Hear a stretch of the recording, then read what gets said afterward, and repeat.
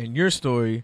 So it's like the big name players that don't go actually open up opportunities for other players who do want to play and do want to take the chance to show their case, their skills, even if it is only in shorts and helmets. And the young man's name is Damon Shihai Giuseppe. It's SHEEHY-GUISCPPI. Is he related to the tight end? I don't even know what tight end that would be. The one from Penn State you thought was going to be Mike nice. Gesicki? Yeah. No, he's white, and this dude's black. Oh, my bad. But they're both because white and black people can't be related. No, but like they're you just said that. The total name, I know. Their names are totally different. I know. Their names are totally different. You could have said that, but no, you were like one's white. Like one dude's clearly white and one dude is clearly black. Like, no, I know. I'm just saying. Tried. I'm just saying. Are you trying to like troll me? No, I'm just saying. You tried to race bait troll me? Yeah. You kind of did. Your words got a little loose there. You guessed it. You could have literally just said their names are spelled completely different, but you were like, I was like, they're two totally different people. Black. It's like saying Mike Tyson. You didn't say they're totally different people. You said one's white and one's black. Yeah, like they're totally. It's like saying Mike Tyson and Jeremy Piven are related. My trolling is working right now by the telling of your face. It's really not. Yeah, you are. Why are you mad? That's looking like Arthur. You got the Arthur earlier fist. Offline, that both you I don't guys have are He has Arthur fist. That doesn't count. Yeah, duh. It really doesn't. Why are you Gas McFerrin leaning over on the table? Relax, fam. But yeah, by the way, he was the junior college All-American kick returner for Phoenix College, not to be confused with the University of Phoenix online school, because you know those schools are kind of a scam. But whatever. Hey, shout out to him for even making it. But it's crazy. He had no money at his JUCO to even get the 9 credits he needed to transfer from Phoenix, and he just ended up Florida, CFL, Arena Football League, a bunch of different places, and Las Vegas. But good for him.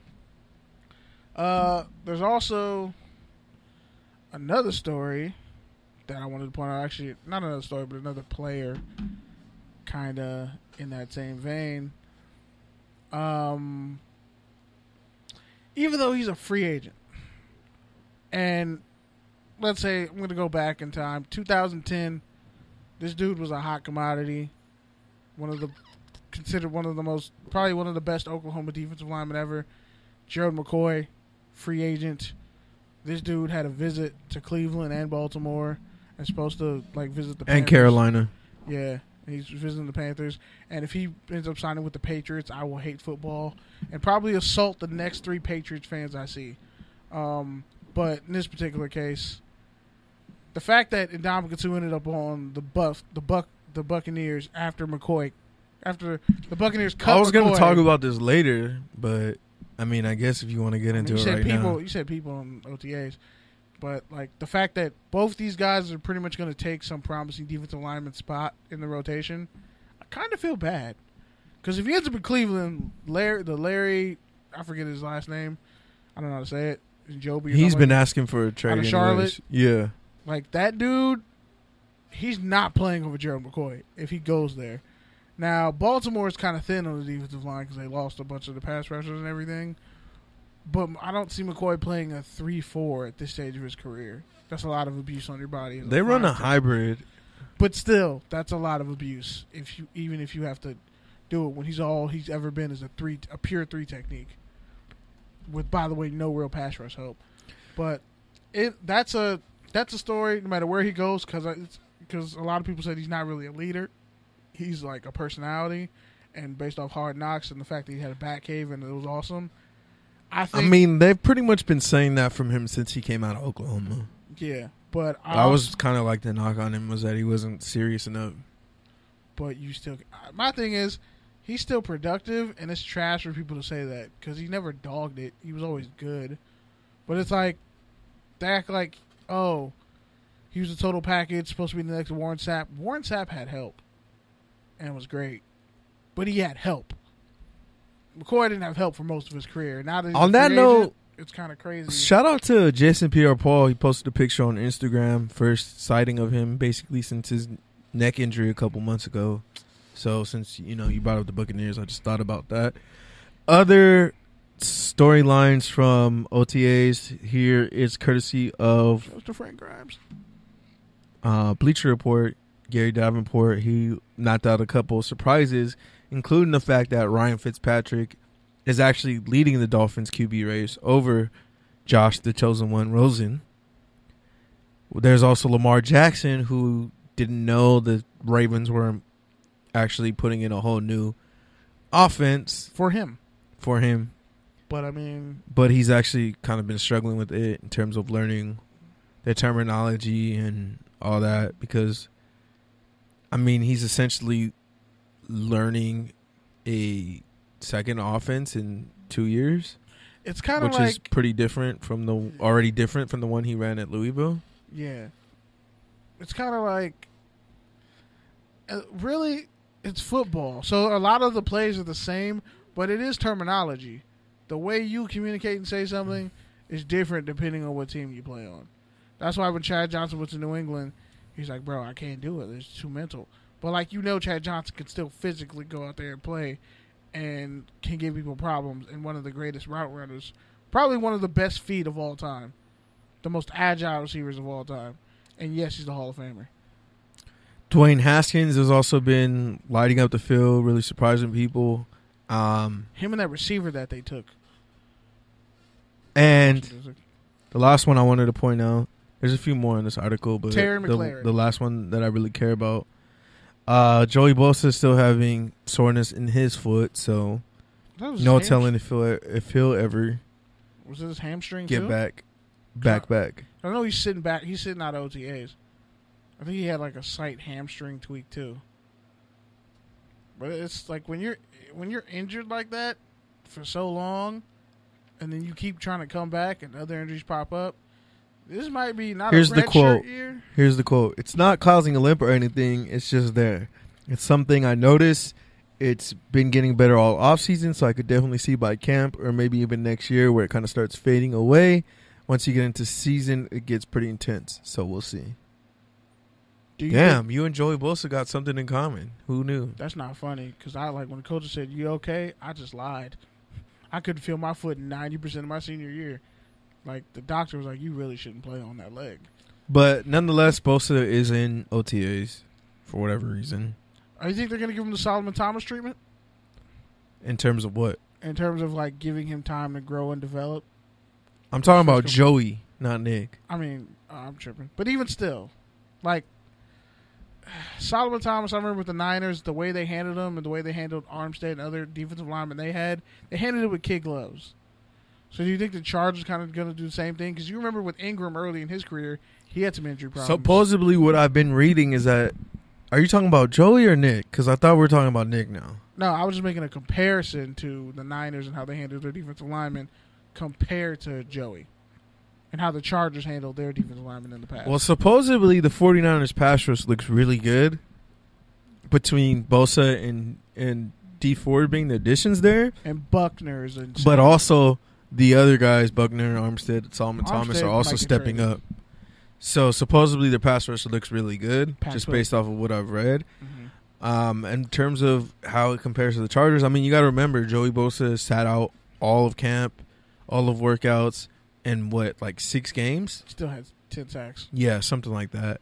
So obviously he didn't get the kid gloves. He got the opposite of the kid gloves. He got thrown into the fire right away.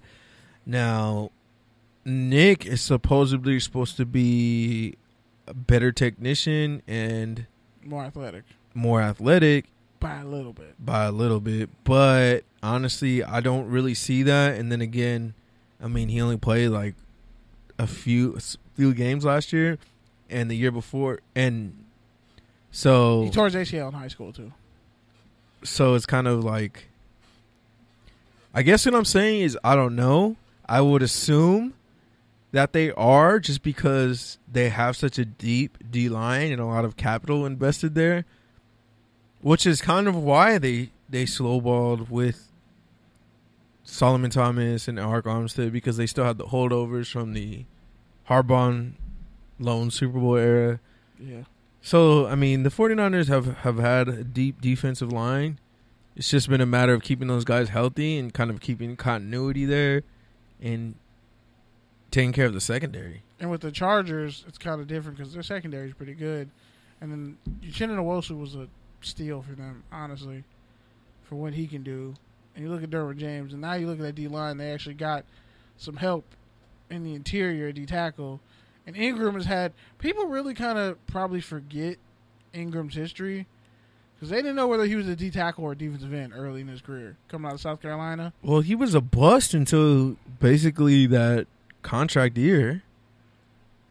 I think they just really didn't know how to use him. And then when they figured it out, he figured it out, and then he just played. He was one season away from being Larry English.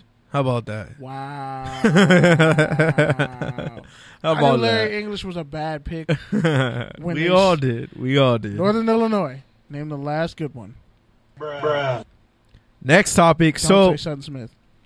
earlier this week, the NFL Players Association had Demario Smith, I think is his name. DeMaurice Smith. DeMaurice Smith, yeah, is basically sending out emails advising agents to prepare for a 2020 lockout.